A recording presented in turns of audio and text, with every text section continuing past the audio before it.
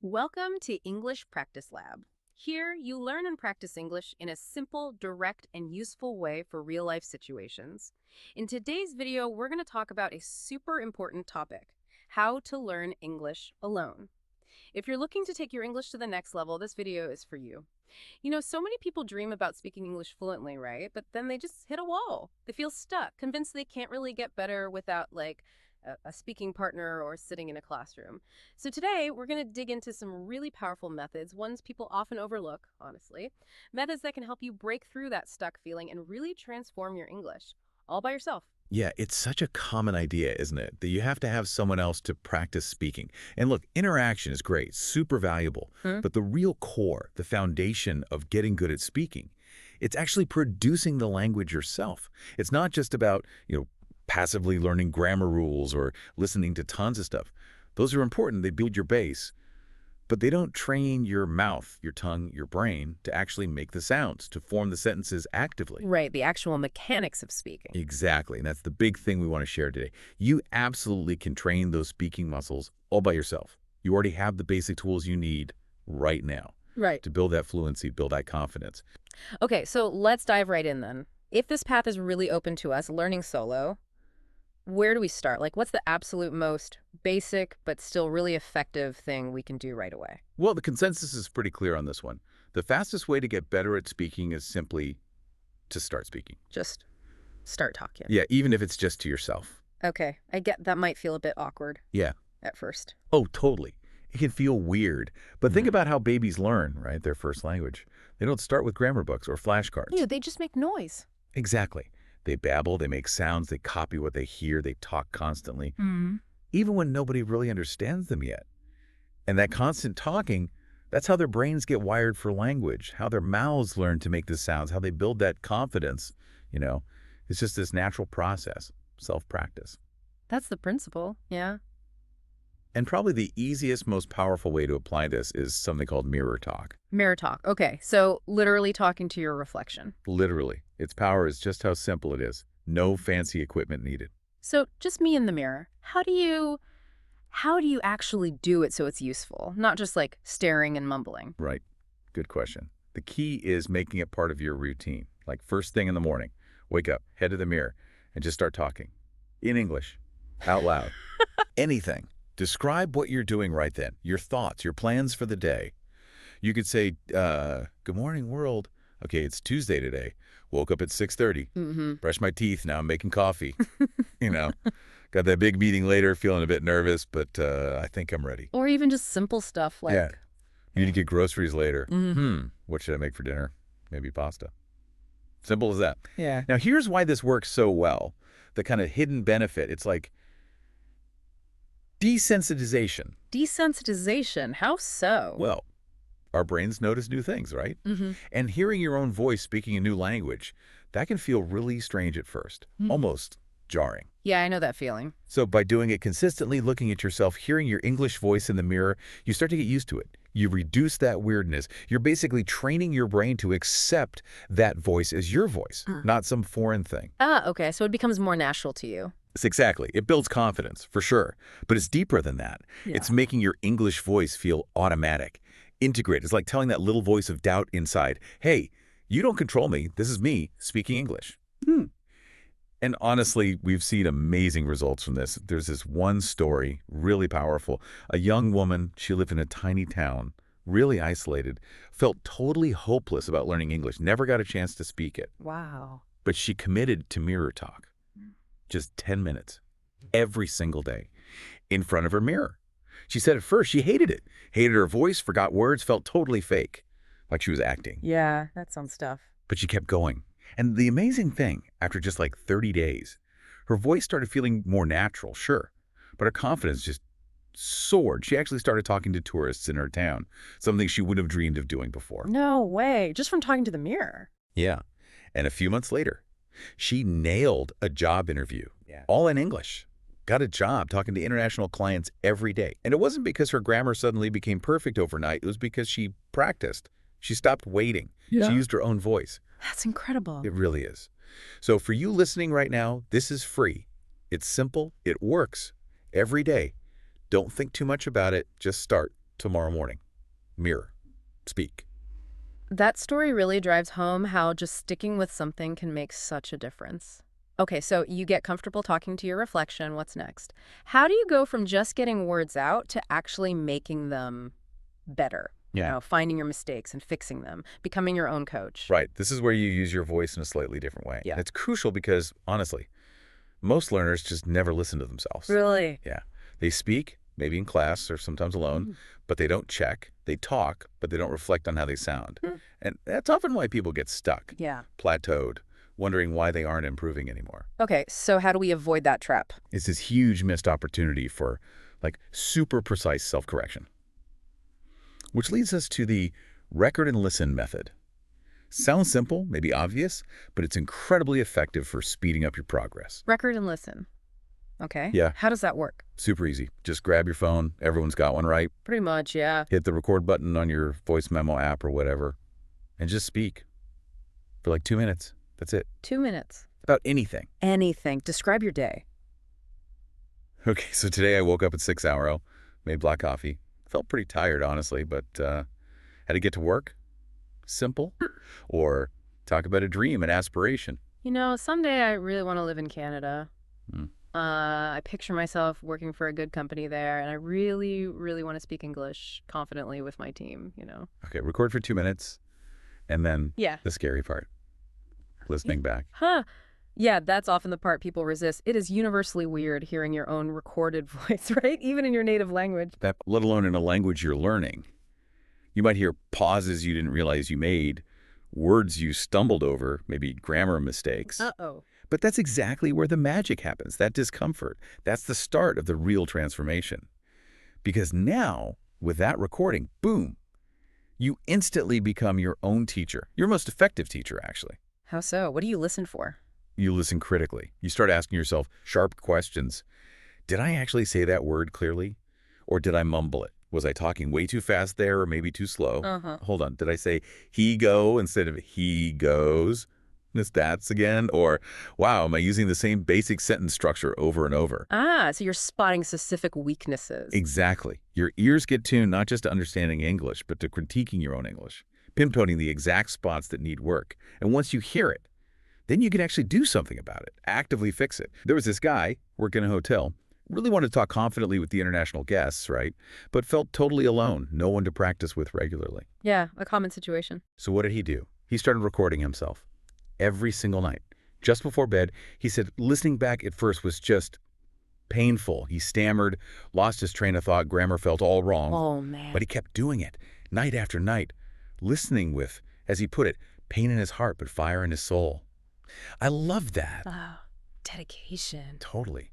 And after just 3 months of this consistent recording and listening, the change was incredible. He could express himself clearly, the stammering, the ums, and they faded away. He fixed his biggest grammar issues. He even got to the point where he could give short, confident welcome speeches at the hotel in English. That's amazing, all from recording himself. All from being his own coach. Yeah. Using that simple tool. He didn't need an expensive tutor. He just needed discipline and the courage to listen to himself.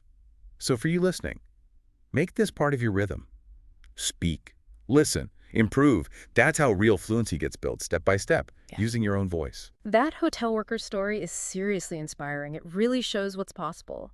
But it brings up another question. Okay, you're speaking more clearly, you're catching mistakes, but how do you start to sound more, natural, more authentic, get that rhythm, that intonation right? Great question. Because clarity is one thing, Yeah. but that natural flow is another level. And this leads us to a technique that's often underrated, but incredibly powerful for exactly that, shadowing. Shadowing. Okay, I've heard that term. What is it exactly? And how does it help you sound more like a native speaker? So shadowing basically is listening to a native speaker Mm-hmm. and then immediately repeating exactly what they said, like you're their echo or, well, their shadow. Ah, okay, like mimicking. Exactly. Mimicking, listen and repeat, it's all the same idea. But here's the key. It's not just saying the words. The real goal of shadowing is to copy everything. The tone, the speed, the emotion, the little ups and downs in their voice, the intonation. Okay, so it's about the music of the language, not just the lyrics. Perfectly put. And the amazing thing is, it trains so many things at once. Your ears get super sharp because you have to listen so closely. Your mouth and tongue get a serious workout forming the sounds correctly and quickly. Your sense of rhythm develops, making you sound smoother. And honestly, your confidence goes way up because you're practicing making accurate, natural sounds without the pressure of forming your own sentences yet. That makes sense. You're borrowing their fluency for a moment. Kind of. It teaches you how the language is supposed to sound. Yeah. How you could sound. It gives you a real model. Okay, I'm sold on the idea. How do you actually do it effectively? How do you shadow like a pro, as you said? Right. It's pretty systematic, but flexible too. Step 1, pick a short audio or video clip. And I mean short, like 30 seconds to a minute is perfect. Yeah. A YouTube clip, a bit from a podcast, a movie dialogue snippet, a short speech. Keep it manageable. Got it.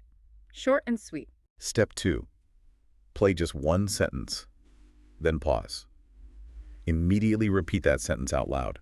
So if the speaker says, I don't believe in luck, I believe in hard work, you pause it, then you say, I don't believe in luck, I believe in hard work. Okay, sentence by sentence. Step 3, this is the pro part. Really try to match them. Same tone, Yeah. same emotion, same speed. Don't just say the words, copy the delivery. So really act it out a bit. Yeah, kinda. And step 4, repeat that same sentence 3 to 5 times, just that one sentence, over and over, until it feels smooth coming out of your mouth. Don't rush ahead. Okay, repetition is key. Huge. And a little bonus tip. Record yourself shadowing, then play the original and play your version right after. Compare them. Ooh, that sounds revealing. It's incredibly helpful. You'll hear exactly where you differ. And you know, the deeper thing here is that shadowing does more than just fix pronunciation. It trains your mouth muscles, how English feels. It helps you stop translating word for word in your head because you're focused on the sound and the flow. Right, you bypass the translation step. Yep. Exactly. And it drills that natural rise and fall, the stress patterns, how words link together, that music we talked about. Think of a dancer copying a choreographer move for move, or a singer matching a great vocalist's exact tone. Yeah, they don't just read the sheet music, they listen and imitate. Precisely. Why should learning to speak a language be different? You're learning the whole performance. Now, there's also a kind of next level to this. Advanced imitation. It goes beyond just repeating for pronunciation. This involves listening to maybe a conversation or a story or a speech, and then trying to retell it in your own words, or maybe changing the perspective. Oh, okay. So processing it and then recreating it. Exactly. You internalize the ideas, the structures, and then you produce something new based on it. Like if you hear someone say, when I was a child, my parents liked to pretend Santa brought presents. You could challenge yourself to retell it. Like, okay, so when he was a child, his parents used to pretend Santa would bring them gifts. See? Changing the perspective. I see. That sounds like it would really solidify grammar and sentence structure. It totally does. You learn how to manipulate sentences. You absorb grammar rules without even thinking about rules. You pick up vocabulary, idioms, common phrases, all naturally. And the best way to tackle this is progressively, easy to hard. Start by imitating small bits, phrases, short sentences, then move to bigger chunks, longer sentences, a few sentences together, and eventually try to retell the whole speech or story section. It's amazing for learning how sentences fit together, how conversations flow. It's like learning implicitly. That makes a lot of sense. And actually reminds me, what about singing English songs? Is that kind of like shadowing too? Absolutely. Singing along to English songs is a fantastic, really fun form of shadowing and imitation. You're learning the words, memorizing them, practicing pronunciation, rhythm, emotion, all while enjoying music. Yeah, and you get exposure to the culture too. Definitely. And it helps you start to live the language, not just study it. And, you know, building on that idea of performance and emotion, another great way to practice is with poems or monologues. The poems, monologues, like Shakespeare. That Yeah. sounds intimidating. It doesn't have to be Shakespeare. Think famous movie monologues. They're everywhere online, often with transcripts.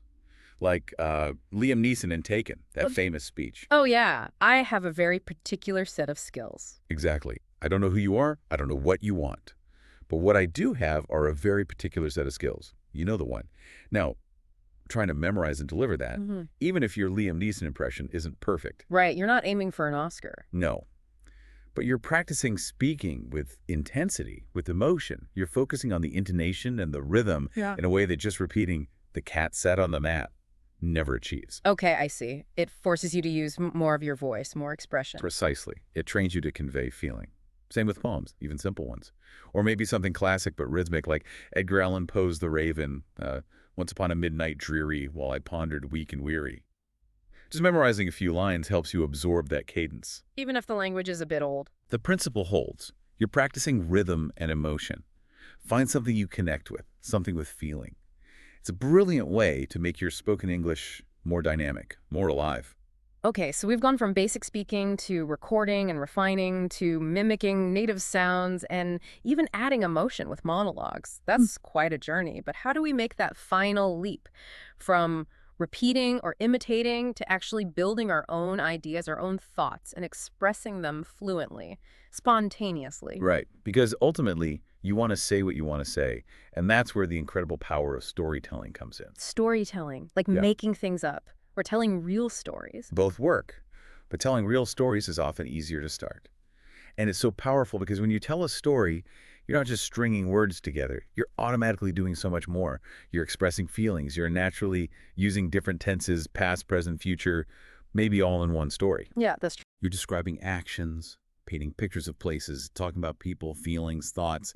It naturally forces you to use grammar, vocabulary, tone, structure. Huh. But your brain isn't focused on the rules. It's focused on the story. The language just serves the narrative. So it's like practicing all those skills implicitly without stressing about them. Exactly. It's holistic. Okay, so how do you actually practice storytelling? Do you need a big dramatic event? Not at all. Start simple. Tell a real story from your life. Something that happened yesterday, last week. So last week I went to the market and it was pouring rain. Totally unexpected. And I didn't have an umbrella. Just start there and keep going. Add details. Yes. What happened next? What did you see? How did you feel? Add some drama, some emotion, maybe a surprise. And you won't believe it, but my shoe came right off in a huge puddle. I was so embarrassed. Speaking with emotion actually helps you remember the language better. And creating even a simple story boosts your confidence. You're not just using English, you're creating with it. I like that, creating with it. Another great way is using a prompt, like a photo. Grab an old picture and tell the story behind it. Okay, this is my first phone. Wow, I was 18. I saved up for like 6 months to buy this thing. Connecting words to real emotions and memories makes the language stick. So many learners get stuck on grammar rules, right? They forget language is about connection, expression. Yeah, it becomes too academic. Exactly. But if you just start telling stories out loud, even simple ones, maybe 10 minutes a day, your brain starts thinking in sentences naturally. Your mouth gets used to forming ideas in English. Fluency just happens. You don't need perfect grammar. You don't need a partner. Just your voice and your stories. And hey, bonus tip again. Record your stories. Listen back. You'll hear how you improve over time, how the sentences start to flow better. It's amazing. That feels really natural, actually. Less like studying, more like just sharing. Okay, now, you mentioned something earlier, a technique that's kind of a secret weapon. Almost nobody talks about. Yes. This one is truly powerful and so often overlooked. It's the idea of teach to learn. Teach to learn. So I pretend to be a teacher, even if I'm still learning myself. Precisely. Even if you're a beginner, even if your grammar isn't perfect yet. The act of teaching, or even just explaining something in English, forces a huge shift in your brain. You go from passive receiving, just listening or reading, to active construction. You have to organize your thoughts, structure them logically, explain them clearly. So the effort of explaining actually makes you understand it better. Bingo. That cognitive effort, that's how deep learning happens. It solidifies everything in your mind. Okay, this sounds intriguing. How do you actually do it? Who do you teach? Your imaginary student. Seriously, just picture someone sitting in front of you, maybe a kid, maybe a friend who knows less English than you, maybe even a younger version of yourself. Then just start explaining something simple. You could say, like, okay, let me explain how we talk about our daily routine in English. It's pretty simple. We say things like, I wake up at 6, I brush my teeth, I take a shower. See, these are present simple sentences. We use them for habits, things we do regularly. So you just talk through it, like a mini lesson. Exactly. And you can teach anything, maybe a small grammar point you're working on. All right, let's talk about I went versus I have gone. I went is for a specific time in the past, like I went to the market yesterday, see, specific time. But I have gone is more general, or when it's still relevant, like I have gone to that shop before, meaning I know it. Okay. And you can ask yourself questions too. Definitely. Yeah. That's a great way to deepen it. Ask yourself why. Okay, student, why do we say I go and not I goes? And then answer it yourself. Because with I, we use the base verb. We only add the as for he, she, or it. Got it. Right. Again, it might feel a bit silly at first, talking to an empty chair. Yeah, a little bit. But trust me, what's happening inside your head is incredible. Your brain is building logic. Your tongue is practicing the flow. Your memory is repeating structures. Your confidence is growing. When you explain something in your own words, your brain gets so much better at building sentences and remembering how things fit together. It's active recall and construction. Exactly. And a little tip, speak slowly, clearly, use gestures, really get into the role. Remember the saying, when you teach, you learn twice. Stop waiting for someone to teach you everything. Become your own teacher. Start explaining, start speaking. You're guiding your future fluent self. That's a really empowering way to think about it, being your own teacher. But let's face it, all these great ideas, mirror talk, recording, storytelling, teaching, they only work if you actually do them consistently. So how do we build a real habit? Because like you said, talking for an hour once a week isn't nearly as good as, say, 10 or 15 minutes every single day. You've absolutely nailed the most critical factor. Consistency. Yeah. It's everything. Your mouth needs that daily workout. Your brain forgets quickly if you skip days. Language is alive. You got to keep it moving. Right. It's a skill like playing an instrument. You need daily practice. Precisely. And the good news, it doesn't require hours. We've actually boiled these methods down into a super practical 15-minute daily speaking routine. Anyone can fit this in. And it's not just theory. This system works. Okay, 15 minutes. That sounds doable. Break it down for us. What does the routine look like? All right, here's a blueprint. You can literally start this tomorrow morning, minutes 1 to 3. Mirror talk. First thing, mirror. Describe what you're doing, thinking, feeling. Woke up, feeling okay, got a busy day. Simple stuff, no fear. Just warm up your English brain and mouth. Okay, 3 minutes mirror talk. Minutes 4 to 6. Voice recording. Phone out. Record yourself for 2 minutes, any topic. My favorite food is pizza because listen back immediately. Notice pronunciation, grammar, flow. Quick self-feedback. Got it. 2 minutes recording plus listening. Minutes 7 to 10. Storytelling or shadowing. Your choice here. Either tell a quick story from your life, yesterday this funny thing happened, or pick a short clip and shadow 1 or 2 sentences, really mimicking the sound. Active practice. Flexible option there. Good. Minutes 11 to 13. Teach or explain something. Put on your teacher hat. Explain a small grammar point, a vocabulary word, or a simple routine. Okay, let's talk about can versus could. Forces you to structure your thoughts in English. Reinforcing what you know. Makes sense. Minutes 14 to 15. Chat with ChatGPT. End with a quick interaction. Ask it a question. Practice a scenario. Ask for a correction. Hey, can you check this sentence for me? Or let's talk about hobbies. Quick tech-boosted practice. Okay, wow. That covers a lot in just 15 minutes. It does. And the real power isn't in any single part. It's doing the whole sequence every day. Make it non-negotiable. Like brushing your teeth. It's not about if you have time. It's just part of your day. It's building your future skill. Remember that delivery driver in the Philippines I mentioned? Yeah, the one who got the hotel job. That's him. He used this exact 15-minute routine every morning before his tough workday for 6 months straight. No fancy courses, no tutors, just discipline. And he became fluent enough to land that great job.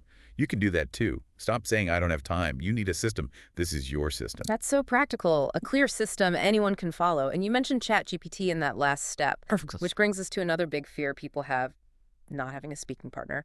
But you're saying technology can actually be that partner, like 24/7. Absolutely. This is where tools like ChatGPT become, honestly, revolutionary for solo learners. It's a game changer. Think about it. It listens anytime. It never laughs at your mistakes. It never gets tired of your questions. It corrects your grammar. It helps you practice whenever you want. Okay, that sounds pretty amazing. Almost like a perfect patient tutor. It's incredibly close. Not human, obviously, but an amazing practice tool. So how do you turn it into your personal coach? First, give it clear instructions. Start your chat by typing something like, "Hi ChatGPT, I'm learning English. Please act as a friendly conversation partner for me. Could you also correct my grammar mistakes when I make them? Thanks." Set the stage clearly. Exactly. Tell her what you want. Second, just start talking, or typing in this case. Type something like, "Hello, my name is your name. I want to tell you about my day." Or suggest a topic. Yeah. Can we talk about movies? You can even do role plays. Let's pretend you're a librarian and I need help finding a book.